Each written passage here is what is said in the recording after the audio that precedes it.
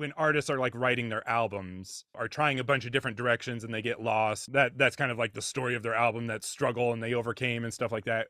And it's cool, and unique things can come from that struggle. But for us, if we're trying to write for sync and we're trying to get songs done on schedule, we want to do more than like 3 songs in a year, we can't be dealing with this. Hey, it's Mike Myers from the Songwriting for Guitar podcast. Before we jump into this episode, if you're a songwriter, guitarist, and you're looking to advance your skills, gain confidence, and monetize your craft, be sure to check out songwritingforguitar.com for all our free resources. So let's jump into this week's episode. My name is Josh Doyle. I own 3 Theory Music. I've had thousands of syncs at this, doing music sync focused since 2009, 2010. Yeah, I've been doing this a while. Before that, I toured internationally as a drummer, so I've played for lots of artists and I know that world a little bit. Let's just jump into this. I've got this kind of mapped out into 3 parts, what we're going to be talking about today, which is essentially this song called Just Like You that got placed on a Netflix trailer. I basically have it kind of broken down into learning from the sync, watching the sync, doing kind of like a reverse engineering, or like what lessons can we learn after the sync has happened, and kind of see what can we move forward, what information can we take away from that. Then my second thing was going to kind of go through the process. This was a tough one to write and produce. I got stuck a bunch of times, and I think there's definitely some lessons in there. Like, these things don't always go smoothly. And then the last part, kind of opening up the DAW and doing the traditional kind of like breakdown of like, these are the tracks that I use, this is the way that I layered it, this is why, you know, we can dig into any like plugin settings that you want to do, that kind of thing. This is the song, and where it starts about halfway through this trailer. My whole family's broken. It's just getting hard to pretend that something's not going on with you. Branches breaking, bellies ache, the gravity. It's always pulling us down. So this trailer dropped December of 2022. The sync landed 2.5 years after pitching it. So this is a long game. I own 3 Theory Music, so people are always like sending me music, and, you know, even songs that I've signed and stuff like that. You know, 2 months goes by and they're like, hey, you know, have you heard anything? Or, you know, like, what's going on with my song? And I'm like, these things either happen immediately or take forever or somewhere in between. I can promise you that. So 2.5 years after pitching it, and then 3 years after writing it. The other thing that I want to mention with this that I think is interesting is that they use stems on this. And I vaguely remember them reaching out asking for stems. So you can hear it here. My whole family's broken. It's just getting hard to pretend that something's not going on with you. That section where they're just using that vocal part, the da da da da da da da da da da da. And then then they have like their voice over there. That's not part of the song. They edited that to be the way that they wanted it to be. So mentioning that, so everybody knows, have your stems ready. That's part of my workflow now, is as soon as I finish a song, I'm immediately doing stems. That way I just never have to go back. I've had that thing where, like, you know, 2.5 years goes by and then a plugin that used to work now no longer works, and I'm having to like remix it and try to make it sound like the thing that I pitched them, you know, the thing that they want. So just save yourself time and just do stems when you're done. The other thing that I thought was interesting is that they only used certain lines from the song, specifically from the verse. This bridges break and bellies ache, the gravity, that line is like the middle of the verse. They didn't use the lines after or the lines before. I don't really know what to take away from this. I just think it's interesting that they use the middle of a verse in a sync. The other thing that I think is interesting that has been relatively new is these closed captions. The fact that they use the lyrics in the sync. Like, I've got the closed captions turned on in YouTube, and they're not only showing what the characters are saying, but in between those, they've got the actual lyrics from the song.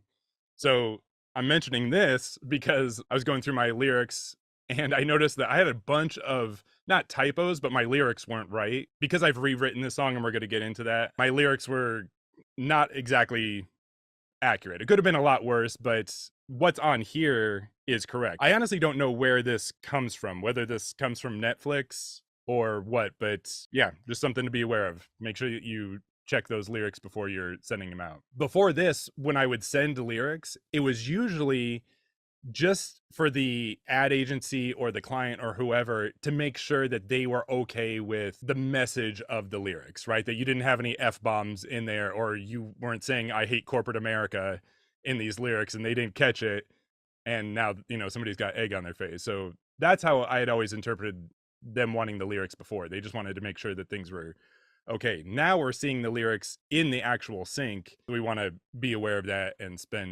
put some extra attention there. All right, the last thing I'm going to say about this is that one exercise I like to do at different points in the process, whether I'm writing or whatever, is I like to mute the music of a sync and play other songs over it to see.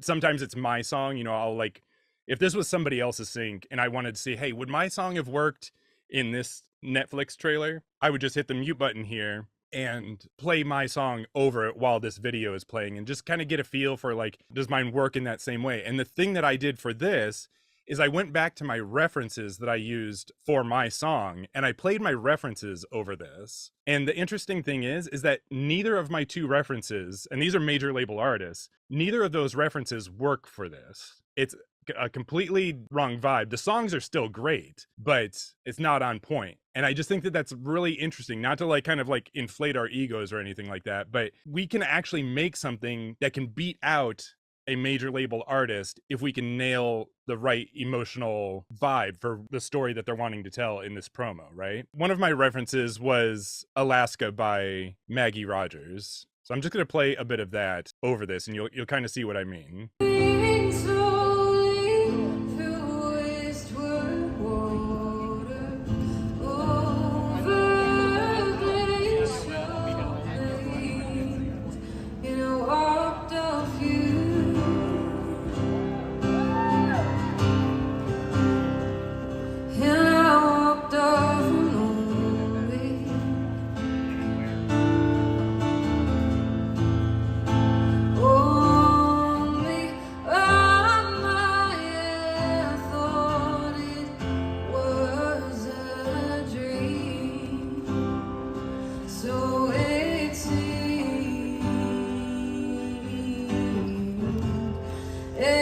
So this song I used sonically as a reference, and we're going to get into how later, but so that's that. This song never gets big enough to have like that emotional impact that eventually happens in this spot. So this next one, this is the last reference here, does get a little bit bigger, but it's still not right.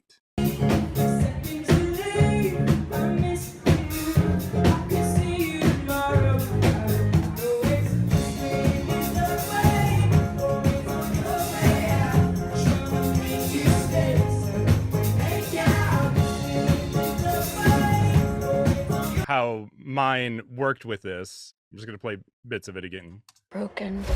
It's just getting hard to pretend that something's not going on with you. Branches breaking, bellies ache, the gravity. Lyrically, it's not exactly apples to apples with the references. I wasn't using the references for lyrics, but in terms of like dynamics, like it, my song has that, it kind of feels a little bit haunting at the beginning, and then it kind of gets bigger and has like a more like emotional payoff. So I basically just wanted to just take that minute and talk about the reference on this. Netflix is a big company. They could have gone and gotten like a bigger song, a major label song if they wanted to for this, but they didn't. And I was talking to the sync agent that helped place this, and he said that they went back and forth with them for a month on this placement. They were really like kept on asking for different songs, different versions, the stems, like just they really worked hard on getting this sync to happen. So it's not like they just threw any old song in there. And so basically my whole point is just there's room for us. We can make this happen. There's a need if we can nail these kind of storylines and make our songs reflect that. Like, it's kind of like a chicken or the egg thing. Like, did they have this edit and then they wanted to find a song that kind of fit close and then maybe they tweaked it a little bit? Or did they hear my song and they're like, ooh, this has like kind of a spooky beginning, and then we can like have a romance little clip here, and they fit it to my song? I don't really know. This next section is about what happens when you don't use a reference, right? So I had been having some sync successes. I started in, like I said, 09, 2010, and I'd had some pretty decent placements. By this time I'd had like, you know, Toyota and Amazon and Google and several shows and stuff like that. So I was, I don't know. For whatever reason, I was like, maybe I'll just try and write one without a reference and I'll just see what I can, you know, maybe I don't need references anymore. And it turned out to kind of bite me in the ass. So I've got Just Like You here, and then I've got 3 other songs, I Will Be There, Home Is Never Far From You, and Start Me Up. And the reason that I've included those in here is because I want you to hear where the song started and then where it ended up. Okay, so just these 3, we're just gonna kind of go through these really quick. So the song I Will Be There, this is actually one I co-wrote with Mike Myers and Ashley Riley. And Mike sent me these tracks. So what you're about to hear is like what he sent me and said, hey, do you want to work on this with us? So this is where it started. When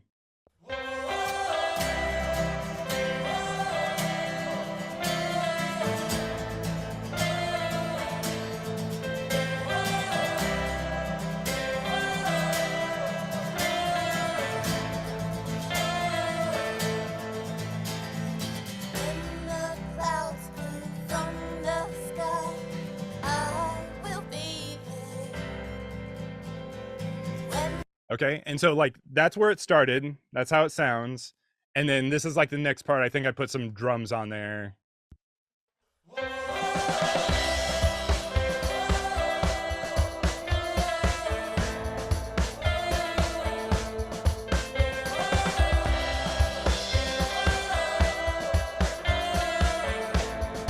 All right, and then here's the final mix. This is it done.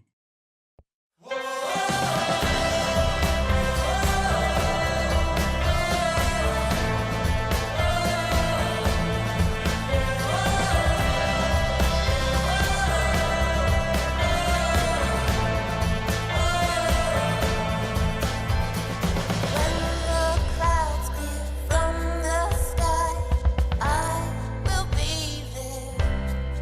Okay, so the whole point, the whole reason that I'm sharing this with you is that if you go back to this,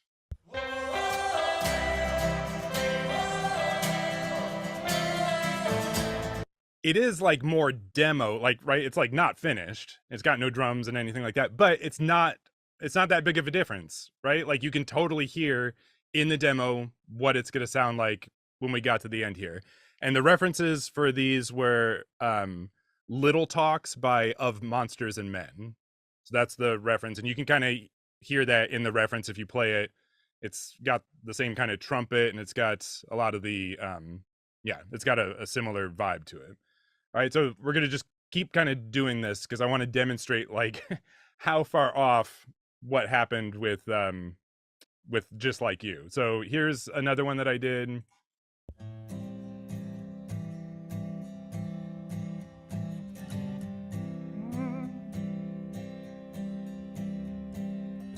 We built our lives on barren land. We worked together, hand in hand. We found the ragged edges of love, and we're holding on, and I will make a home with you. I will make a home with you, even though we've been lost. Okay, so just acoustic guitar, vocal. I think that was recorded like the day that we wrote it. It was just me and him in the studio. And then here's like kind of a middle point demo.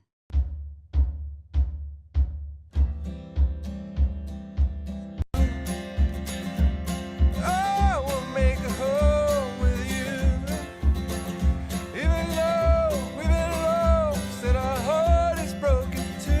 All right, and then final version. Far from you, and even though we've been lost and this heart is broken too, my home is never far from you. So again, not much of a leap between where it started out here. Broken too, I will make a home. Like could literally be the exact same guitar part and same vocal, and I just layered a bunch of stuff under. We did re-record stuff, but it could have been the exact same. And the reference for that was Home by Philip Phillips and we used some like sonic references of Ho Hey by Lumineers. And you can hear that, like I ended up not keeping the little kick drum at the beginning here. I think that was something in Lumineers that we were trying and it didn't end up working. But all right, so last one. You guys get the point here, but I just want to do one more here.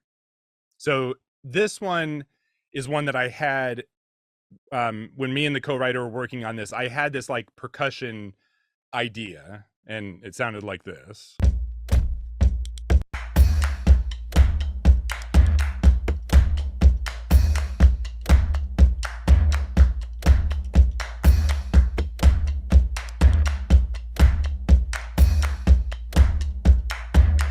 And that was it.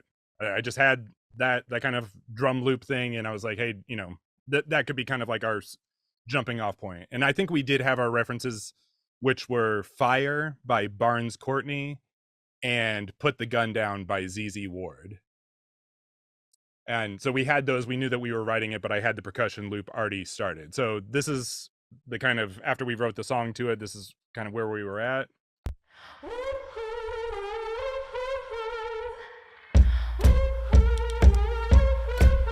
Start me up.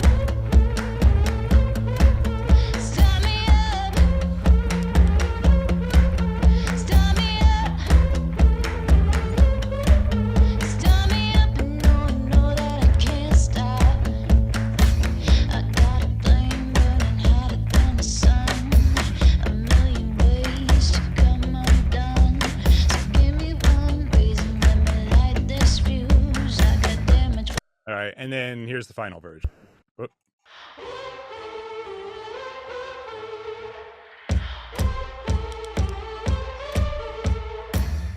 Got a rage that you can't shut down. All red wires are confusing me now. Give me one reason, let me light this fuse. I got damage where I've been. I got damage still to do. I got a flame burning. Okay. So again, not much of a difference. You can hear like the progression of an idea that we started with at the beginning, and you just build on it until, you know, it's starting to sound good, right? This is, so you've heard, I'm just going to play the finished version of Just Like You because we've heard it in the promo here, but just so you can hear.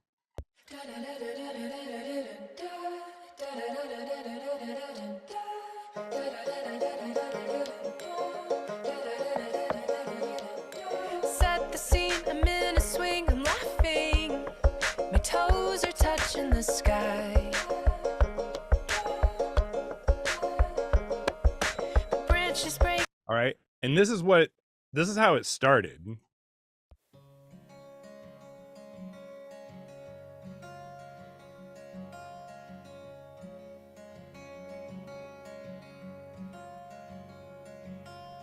You held my safe space where I could grow and become.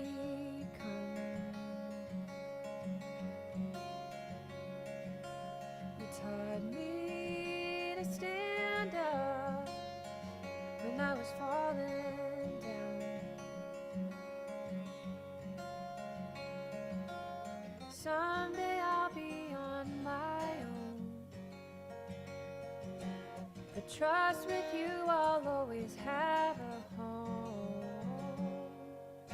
Run, run, run off into the wilds to see what I can get into. So it's, to me, it's a huge difference. Like the verse lyrics are completely different. This is where it went after that. So this is like August of 2018.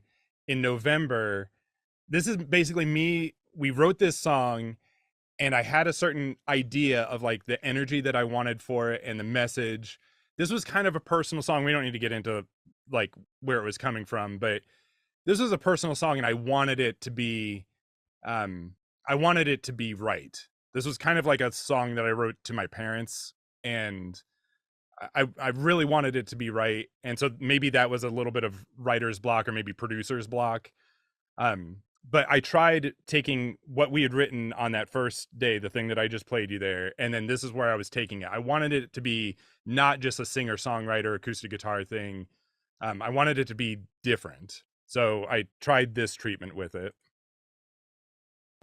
You held my safe space where I could grow and become. You taught me to stand up when I was falling down. Someday I'll be on my own. But trust with you, I'll always have a home. Run, run, run off into the wilds. And that's basically it. That's like all the ideas that I had. And you can tell that like the guitar goes away because I was like, I don't know what to do. Like, I don't know. I just was playing drums back there, seeing if I could get inspired that way. So basically that's November. And then April of the next year, I was like stuck on this song that entire time. I was moving on to other songs and I was like, I'll just come back to this one. You know, like it was November. So we had like Thanksgiving and then Christmas coming up. So it was difficult to kind of get writers back in and stuff like that. So this is where it ended up. I came back to it in April.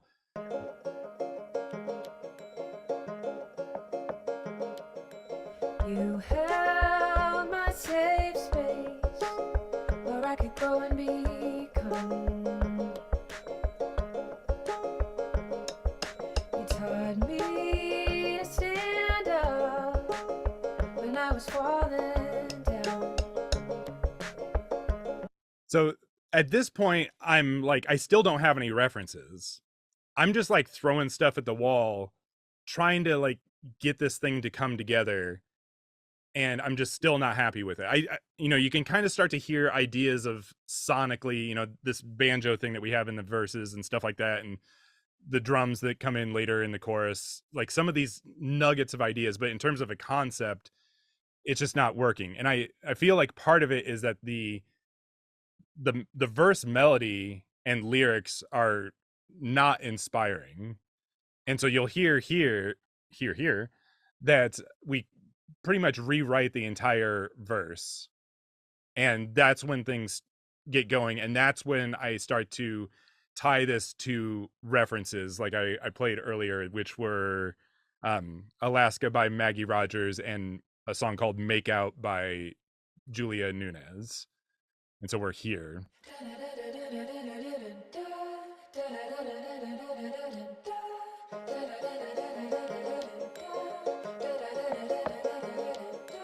Set the scene, I'm in a swing, I'm laughing. My toes are touching the sky.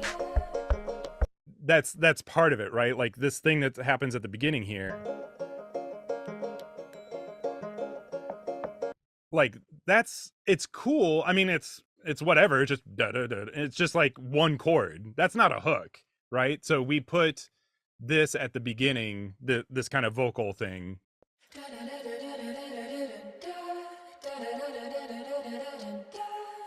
Which is literally her singing the banjo part, right? Up here.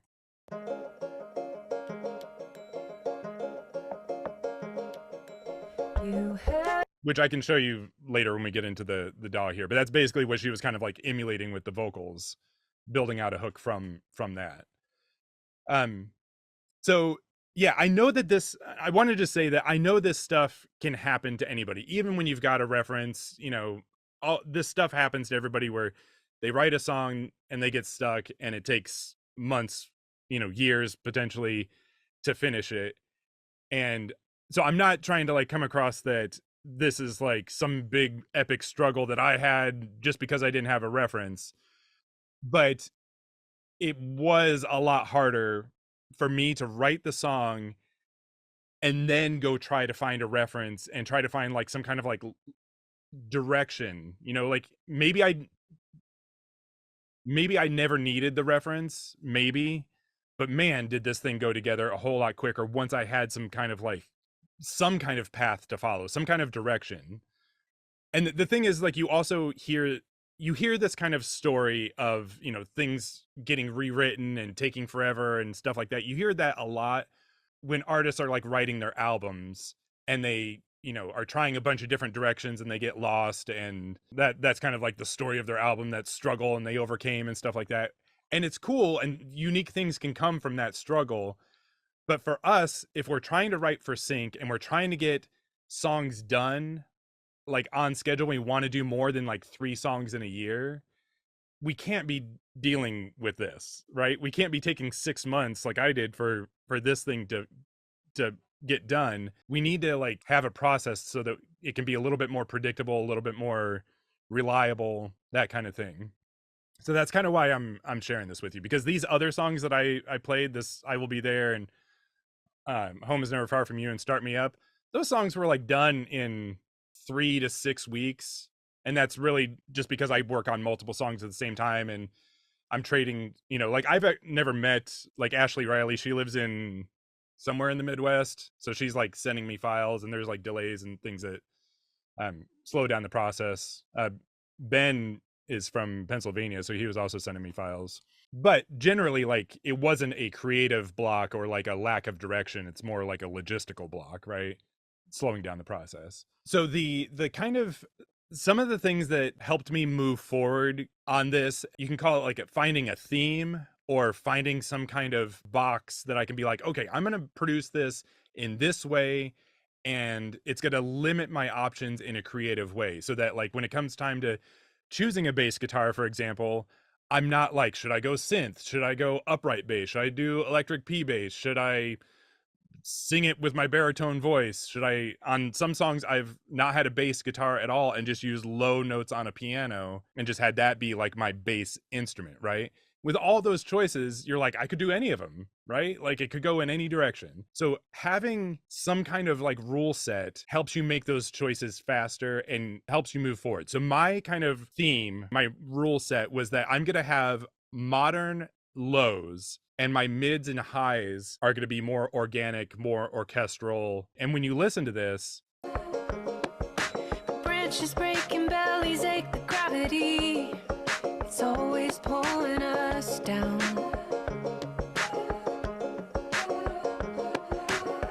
When I fall, you help me stand alone. I know with you I'll always have a home.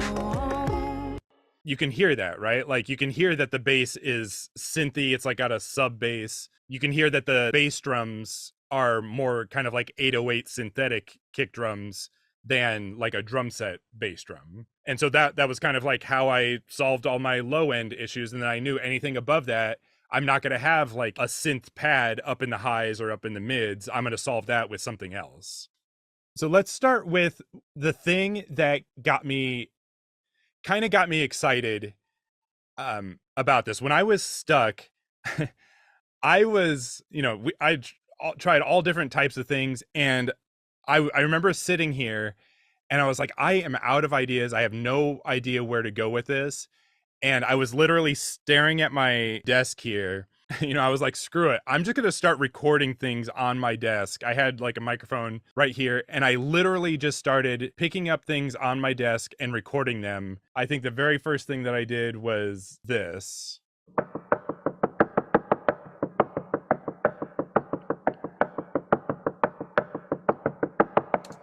And that's literally me just with my knuckles on my desk. I don't know if you'll be able to hear it, but just like that's it. I just started playing that. My wallet was sitting on my desk. I had that.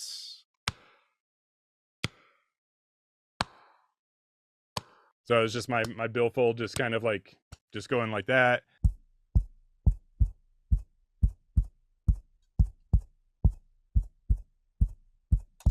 So if you're not listening on decent speakers, if you're on a laptop, you might not be able to hear that. That is me just taking my finger and just tapping on my microphone. And it creates a really kind of cool low end bass drum sound. And it almost sounds like an 808.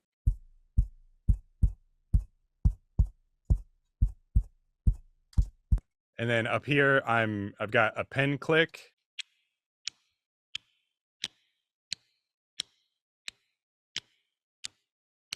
And I'm just literally just like just doing the whole, putting the pen in, taking it out again. I'm doing this all to a click, so it's all in time, so I know that I can just cut things up. And then I have this silver cup that I always keep on my desk here. It's this little guy, and if you hit it, fun little sound. So I put that in here, just like that, and then I've got I think that's it, and then I've got some snaps that I was just kind of going like that.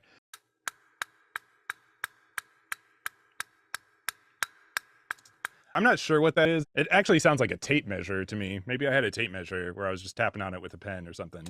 When you put all these things together, so just those things that I played for you, it sounds like this.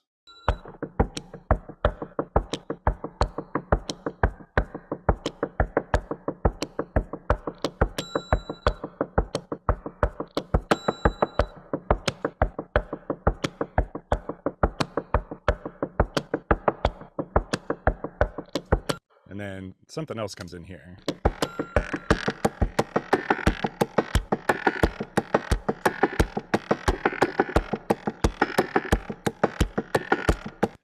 So it's this interesting thing. And I know that somebody's going to ask, like, what's that weird, like, rattling thing? This sound right here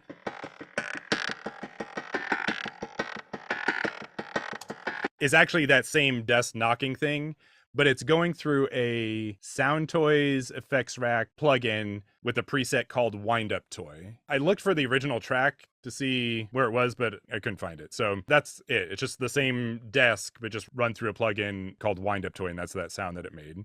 If you see anything where the end of the track name says .cm, that means that I've printed it. I've condensed the track down, so there used to be plugins on it, and maybe one of the plugins was like in a stereo format. Sometimes you can choose like mono EQ or stereo EQ. Same thing with compressor or whatever. It wasn't really doing anything in stereo. One of the plugins I must have chosen was a stereo one, so it prints it as a stereo track.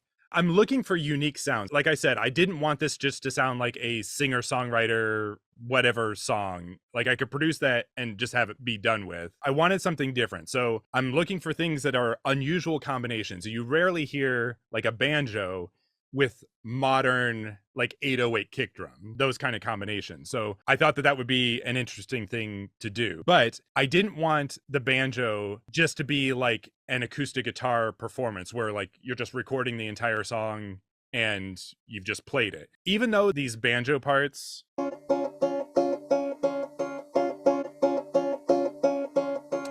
that's all that banjo is doing through the entire thing. The chord doesn't change. It's just that.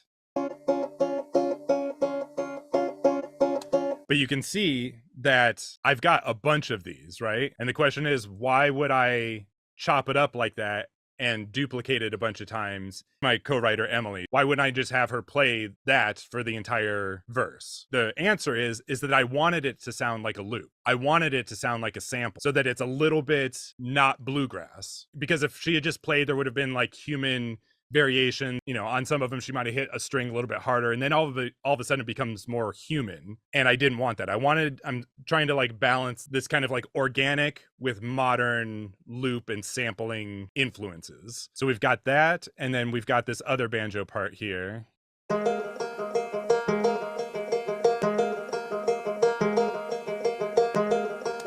And again, that's all that is. So when you put those two together,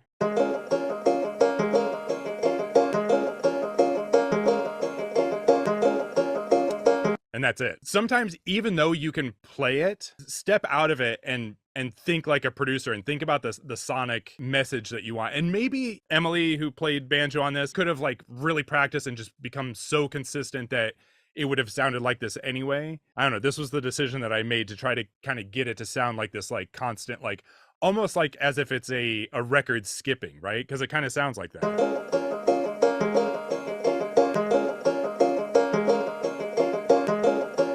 Right? Every time he gets back to it, it's just like skipping right back. The percussion here.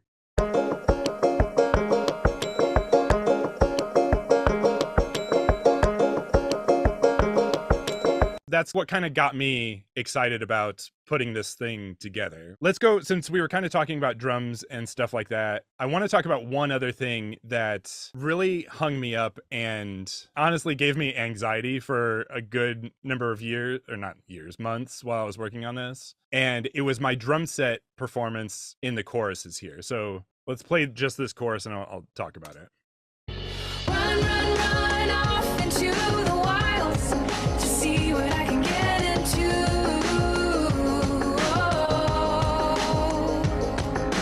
Run, run, run, I know that I can do it.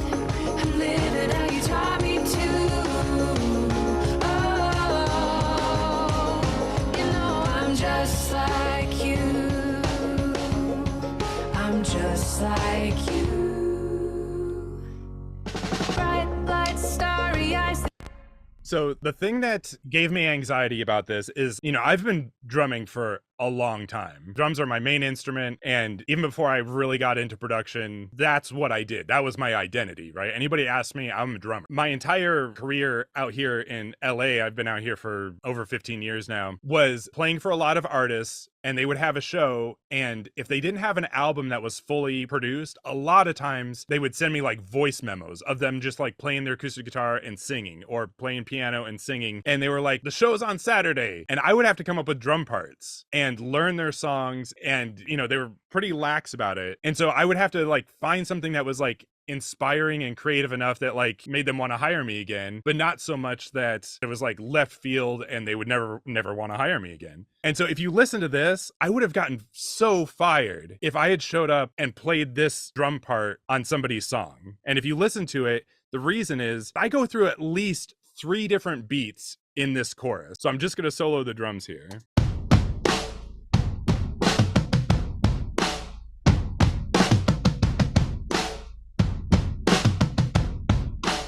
That's 1, this is 2.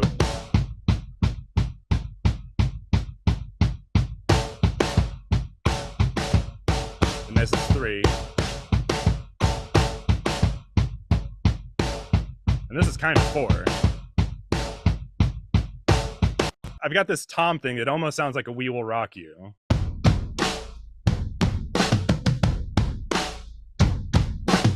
And then I've got this thing where it's just kicks doing quarters.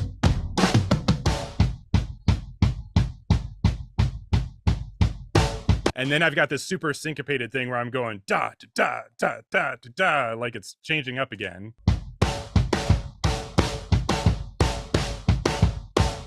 And then towards the end, I just go to like a simple 4 on the floor with snare drum. Doom doom da doom doom doom da.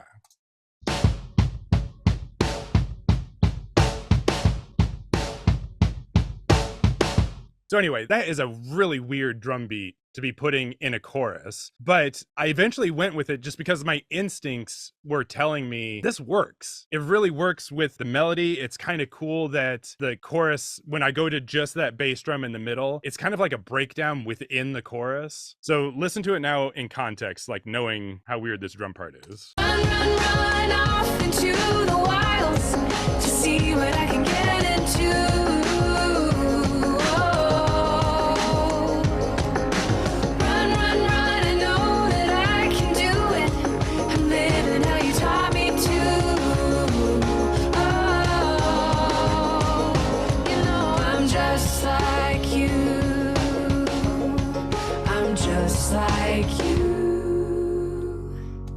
It works. So I think for anybody that's got years of experience doing something, you don't have to ignore all that and just feel like you've got to follow the reference and you can't do anything original. You can't be yourself. Like, I love this drum part and I love that it worked out and that I was able to hear this kind of thing, like piece it together. It's a fine balance, right? Like, this idea is weird and it could have ruined the song, and it could have just been my drummer ego being like, I'm going to put this weird ass drum beat in this chorus and I don't care. And it might not have landed and nobody would have liked it. Or it really does work and it doesn't ruin the song, and I used my instincts and went with it. So I wanted to come back to this because when I didn't have that drum beat in there, The wilds, see what I can get into.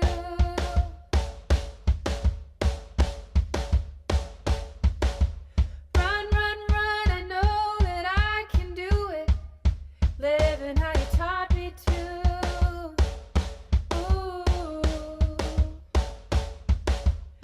Like that was one version that didn't have the "We Will Rock You" thing at the beginning. It was just that kick drum kind of going all the way through, and then this version here. Trust with you, I'll always have a home. Run, run, run off into the wild. See what I can get into.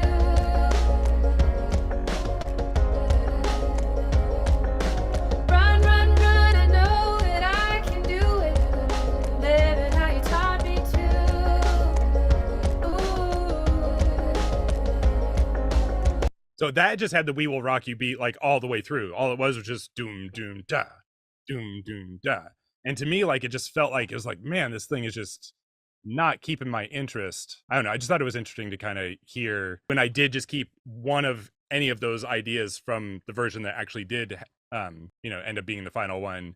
It just felt like it was not coming together. So we've got drum set.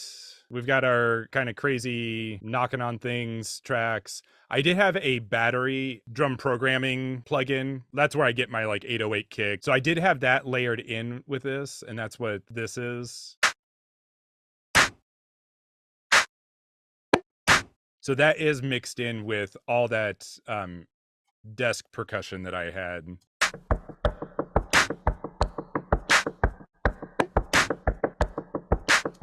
And then for the chorus,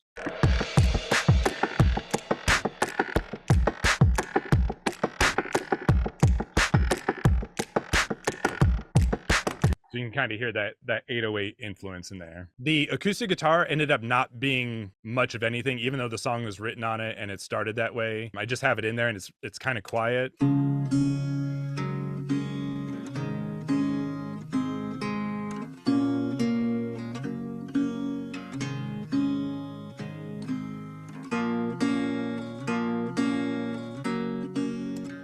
And really the main reason that I had that in there, and you can kind of see it with the chopped parts here, is that section in the song where the beat changes to like that breakdown. Run, run, run, I know that I can do it. I wanted elements in there that are doing that dun dun dun dun, and that's what that acoustic's really there for. Run, run, run, I know that I can do it.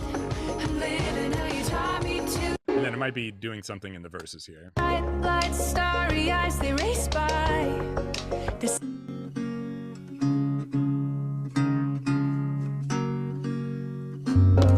Yeah, but it's not really that essential. Like if I mute it, bright lights, starry eyes, they race by.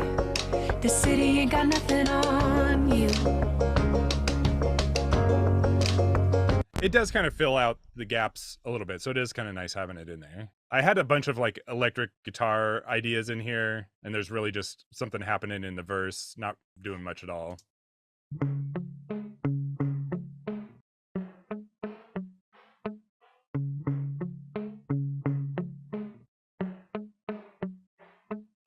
And that's it. It's just on the second half of the verse here, and you can't really even hear it. Branches breaking, bellies ache, the gravity, it's always pulling us down.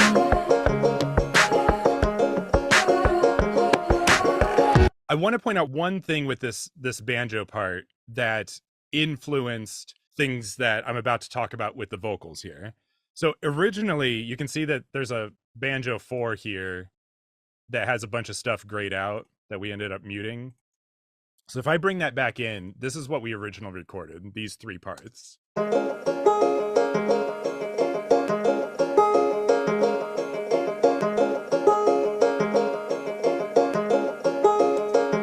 So that's all that it is. It's just that one note hitting there, right?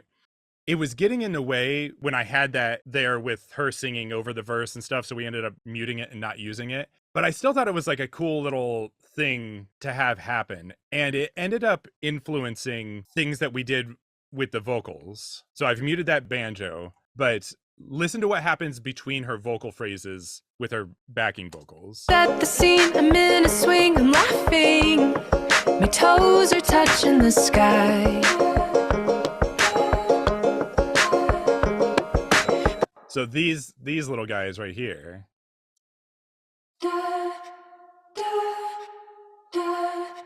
it's on opposite beats, but it's like doing the same thing that one little banjo note was doing. And so the thing that I love about that, and I'm a big fan of this, and you're going to see it here in a second, is not every track that you record and not every part has to be some magnificent, unique idea. You can produce out an entire song with maybe 3 ideas, 3 concepts, and you just change the sounds, have that idea being performed by somebody else on the stage in their own unique way. First, this banjo thing. So if we listen to that with just those vocals.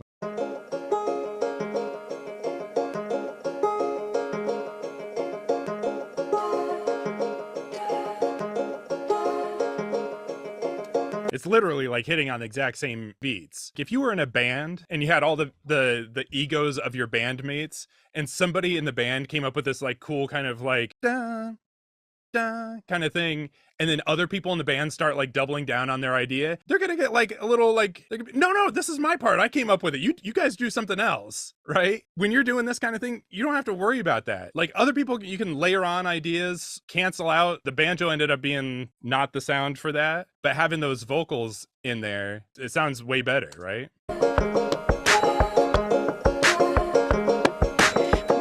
All right, and now I'm going to take this one step further. So Emily, who's fantastic, she's the co-writer on this, fantastic singer, instrumentalist, love writing with her. She never sang those there. She actually never sang those notes like that. In the sky. I stole them, and I stole them from the intro.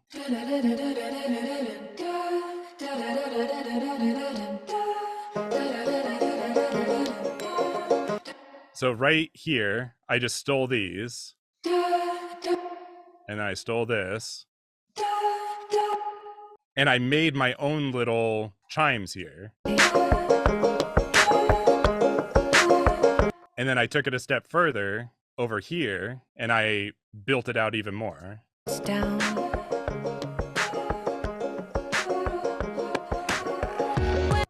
And it's all from those same 3 notes. I chopped these up and reversed some of them to make this phrase.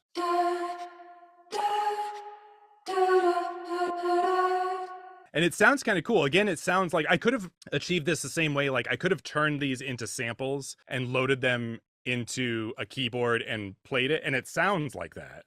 For me, it's just quicker just to grab these waveforms, line them up on the grid, just reverse the ones. It's also a little bit more like tactile. Like I can experiment a little bit with them and kind of just see what happens. I did the same thing here on this pre-chorus. When I fall, you help me stand alone.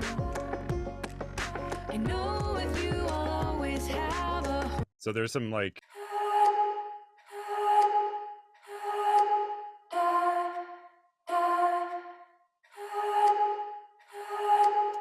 just some kind of like fun sounds, again, that she never sang there. And all of that just came from this idea that she put at the beginning. Even more, she only sang this at the beginning. Like we knew that we needed something interesting for that beginning part because those banjos weren't cutting it. So she sang this, and I cut up those parts to put them in the verse and in the pre-chorus, and I cut it up and had it loop in the choruses. Run, run, run off into the wilds to see what I can get into.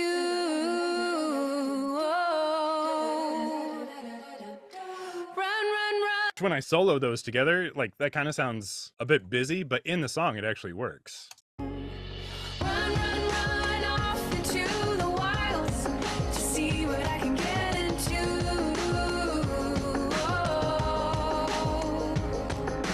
Run, run, run, I know that I. And there where it drops out, and I've muted it, there she's saying some oohs. You'll hear me talk about this a lot where I'm all about like tension and release, right? So those da da da da da da, that's a lot of tension. That's a lot of information. In the second half of the chorus, we're now releasing that with just these really long, nice harmonies.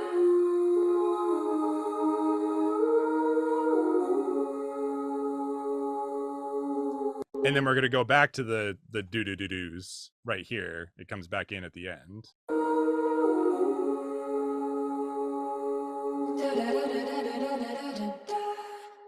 It's kind of like a little bookmark at the end of it. You taught me to. Oh, you know I'm just like you. And really, like, nobody's hearing it, but in terms of like there not being any other pads in this song, there's no synths. There is piano like playing some chords in here, and there's bass guitar or bass synth, but there's no other pads. There's no strings, there's no nothing. It's just vocals that are filling up that space, that are making it sound big. And that was a big lesson that I learned working with Emily, is that a lot of times I would like overproduce the track, and she would have all these cool vocal ideas and there'd be no space for it. And then I would end up having to either not use her ideas or undo all the tracks that I had done to make room for her vocal track. So eventually, after working with her for a long time, I was like, all I need to do is like have a banjo or guitar part and some drums and let her fill out everything else, all these pad parts and stuff like that. Yeah, I love this. Emily is like amazing at harmonies. Listen to these harmonies that she came up with for this.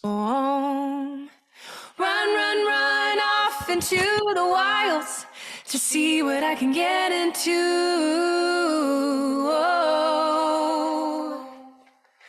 Run, run, run, I know that I can do it. That the way that she descends on that line, Run, run, run off into the wilds. that melody's just like all over the place and it totally works. Sounds so cool. I would never be able to come up with something like that. She just like ad-libs that stuff. So piano is, again, kind of doing that same thing that I did with the banjo, where the parts are simple enough that it could have just been one take, maybe one double. I really like recording very simple parts and then recording another track doing another very simple part instead of it just being one performance. I think there's more potential for interesting mixing because you can give different flavors to different things.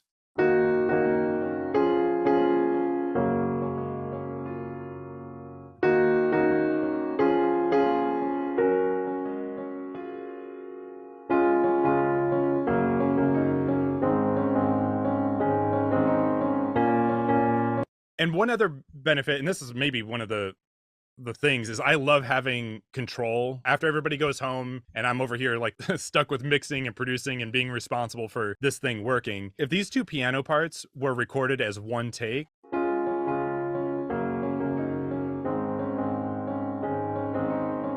then I have no control over that little melody that is happening, unless it's in MIDI, which I do record a lot of piano in MIDI, and that used to be kind of my answer for it. But the tedious factor of having to go in and mute the melody notes that are happening here on a MIDI track,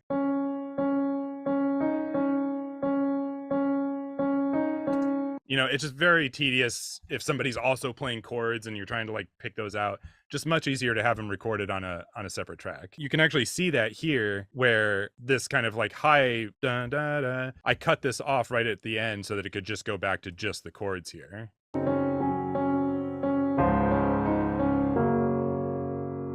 Right, so it can just be that duh at the very end. My middle name is Control Freak. I'm getting help about it. Two things with bass guitar. One is that, especially when you've got low kind of like sub bass frequencies, those things can get lost really easily in your headphones, like the really small ones. And the trick to making things like this come through on those is saturation.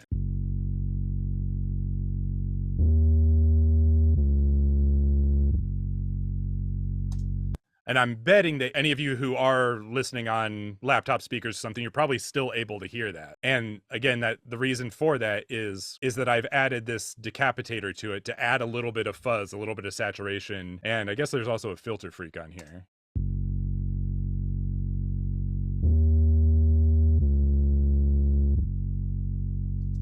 So that's what that is for. It's to make it come through on more speakers, more listening environments. And I've got an EQ.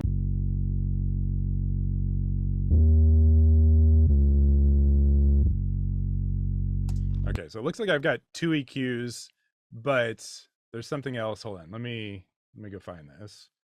Because again, this track, if you, like I said before, it's got that .cm, which means that it's got a previous version.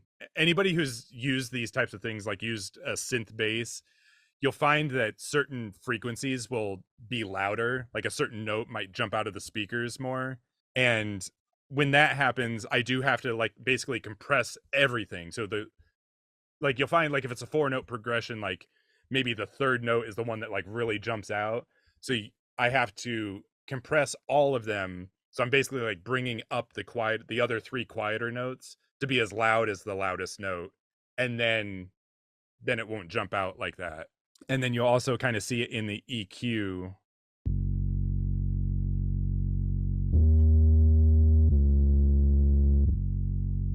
So what I'm looking for here is you can see when I play this that the peaks are hitting like right around negative 20 dB up here. But the cool thing is that they're all consistent, right?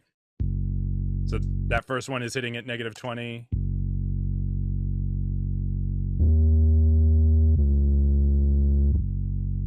So there's a little bit of variation. Those 2 middle notes are a little bit above, and then the other ones are almost like right at 20.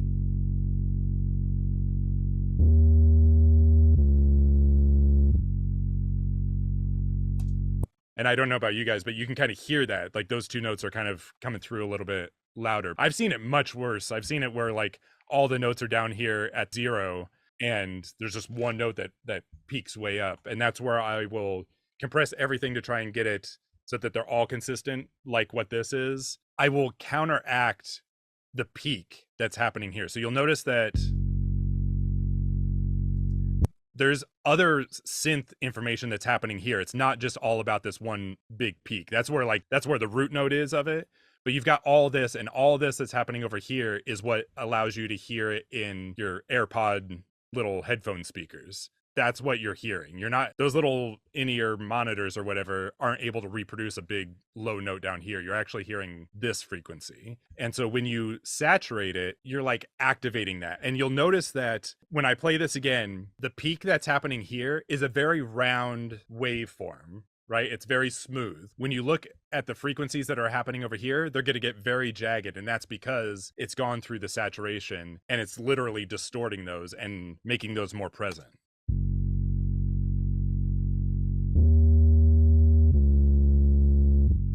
You see all like the sawtooth stuff that's happening over here? I bet if I take off that decapitator, so now let's see what it does.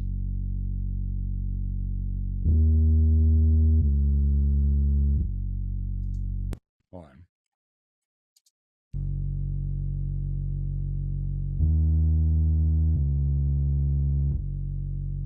Oh, that's interesting. That actually got more aggressive when I took everything off. So it's like the decapitators are almost smoothing that out.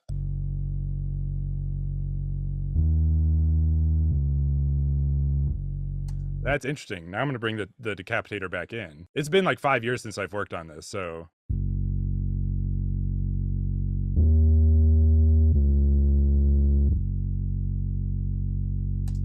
Regardless of like how it behaved on this song, that is what I'm looking for. I want to make sure that there's saturation happening in these sub basses so that they translate to other speakers. And then the last thing that I was about to say is that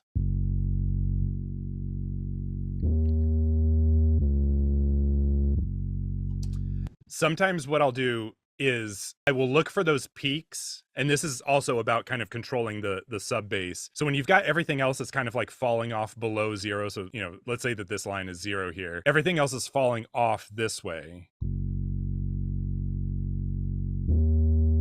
And then we've got this one peak that's kind of coming up and hitting at 20 here, right? What I'll do is I'll create a little shelf, like a low shelf, and only lower it by the exact same amount that it's peaking above 0. So it was going up by like negative 20. So I'll take it down here to negative 60, right? Because negative 40 is the 0 line. So I'll bring it down for that section at that same peak.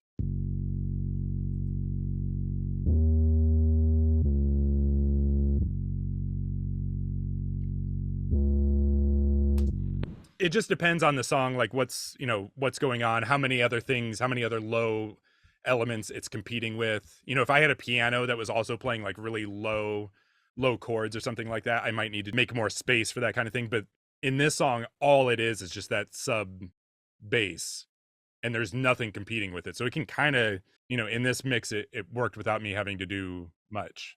That's kind of the entire track.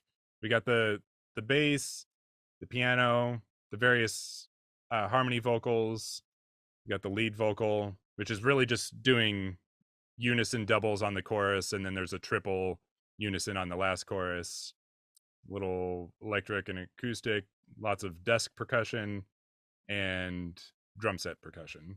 We covered kind of a bunch of stuff. We talked about how it worked in the sync and the struggles of not using a reference and trying to trying to figure it out without a direction, and then getting into the DAW, that kind of thing. So, all right, I will talk to you guys later on. You guys have a great one.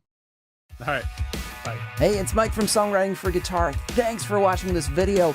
Be sure to like and subscribe to the channel. And hey, don't leave. We got other cool videos you should check out too. Like some of these right here. Oh, that one right there. That's really good. You should click that.